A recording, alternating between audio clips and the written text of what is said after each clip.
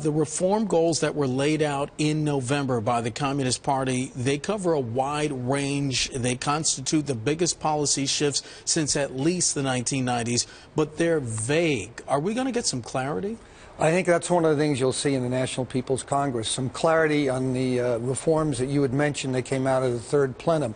You know, these plenums are only done, that's why it's the third, every 10 years. The first was at the beginning of the opening up, and then the second one was in 1994 about going into WTO. And so I think what we're seeing, as you said, is the biggest change in economic policy since Deng Xiaoping, which is moving from export-oriented heavy investment to domestic consumption. Okay, but are those goals realistic? I think that this president, who is the strongest president, I think, since we've seen since Deng Xiaoping, is going to push economic reform very hard and opening up the financial system.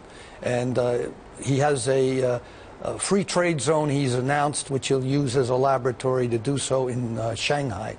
You talked about exports. Walk me through the challenge of shifting from an export-based economy to a domestic consumption-based economy. What challenges are unique to China? Well, I think you have a lot of them because it's not an easy move. They become so export-orientated, and the double-digit growth we got used to for basically more than 20 years was tied into their export-oriented economy.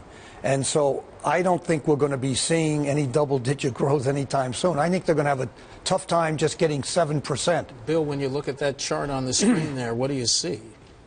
Yeah, I think what you see is the falling of exports, and one of the concerns also that you see is a weakness more recently in manufacturing.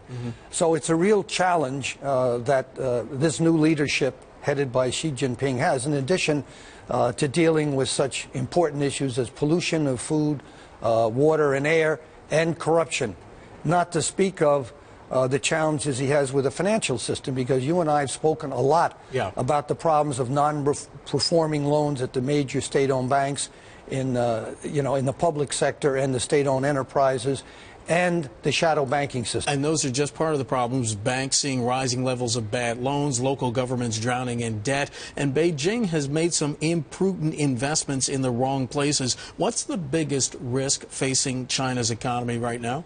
That I think, the Achilles heel, I think, is the need to move ahead on getting these non-performing in order and getting some regulation around the shadow banking system.